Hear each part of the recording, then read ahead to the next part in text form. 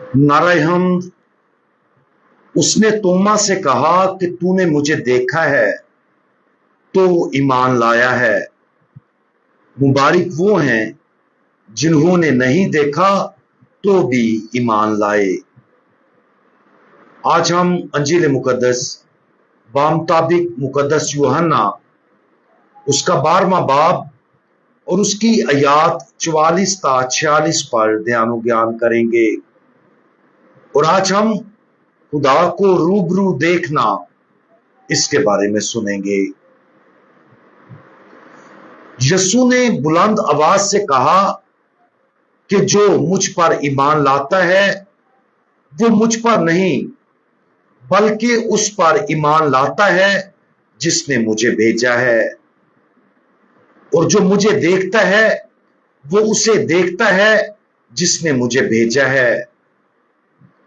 मैं नूर होकर दुनिया में आया हूं ताकि जो कोई मुझ पर ईमान लाए वो अंधेरे में न रहे। सवाल ये है, क्या हम खुदा को देखना चाहते हैं? हमारा ईमान सिखाता है कि जो लोग फजल की हालत में मरते हैं वो खुदा को रूबरू देखेंगे, जो कि खुदा के जोहर और जुलाल का सबसे वाज़े और शदीद तरीन तस्वुर है। उन लोगों के लिए जिन्हें अब भी पाकीज़गी की जरूरत है, खुदा की रहमत उन्हें इराफ का तोहफा फराहम करती है ताकि वो इराफ में तहारत हासिल करके खुदा को देख सकें।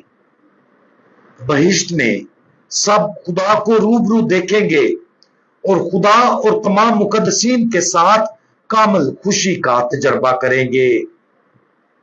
लेकिन खुदा को देखने का वादा सिर्फ बहिश्त से शुरू नहीं होता। हम खुदा को अब भी ईमान के जरिए देखना शुरू कर देते हैं। क्या हम आसमानी बाप को देखते हैं? खुदावंद यीशु मसीह ने वादा किया, जो मुझ पर ईमान लाता है वो मुझ पर नहीं बल्कि उस पर ईमान लाता है जिसने मुझे भेजा है। और जो मुझे देखता है वो उसे देखता है जिसने मुझे भेजा है। जमीन पर खुदावंद यीशु मसीह ने बाप को अनदेखे खुदा की सूरत के तौर पर जाहिर किया। अगरचे खुदावंद यीशु मसीह की अलूहियत उसकी इंसानियत के अंदर छुपी हुई थी, लेकिन ईमान ने उसके पैरोकारों को उसके जरिए बाप की मौजूदगी को महसूस करने की इजाजत दी। चाहे खुदा का पूरा जलाल पोशीदा हो, खुदावंद यीशु मसीह को देखना वाकया ही खुदा की तरफ देखना था। आज खुदावंद यीशु मसीह के आसमान पर जाने के बाद उसकी मौजूदगी खास तौर पर पाक यूखरिस्त में हमारे साथ रहती है।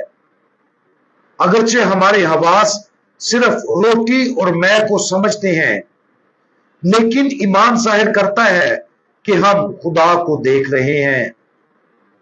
जब हम ईमान के साथ पाक यूखरिस्त के पास आते हैं तो हम खुदावंद यीशु मसीह को देखते और उसके जरिए बाप को देखते हैं। जब भी हम फजल के जरिए छुए जाते हैं तो हम मोहब्बत का अमल साक्रामेंट वसूल करते या दुआ के साथ उसके कलाम को पढ़ते हैं तो हम खुदा की मौजूदगी का सामना करते हैं। खुदा अपने आप को इन लम्हात के जरिए पोशीदा शक्ल में जाहिर करता है और हमें दावत देता है कि हम उसे ईमानी नजरों से पहचाने। खुदावंद यीशु मसीह ने यह भी कहा कि दुनिया का नूर मैं हूं, जो मेरी पैरवी करेगा वो तारीकी में नहीं चलेगा बल्कि जिंदगी का नूर पाएगा।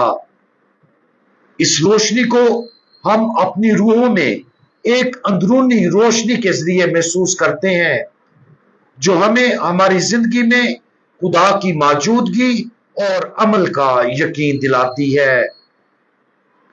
ईमान हमें उसके काम को देखने और यकीनी तौर पर जानने के काबिल बनाता है कि वो करीब है। क्या हमें ये रोशनी नजर आती है? क्या हम बेटे, बाप और रूह कुदस को देखते हैं?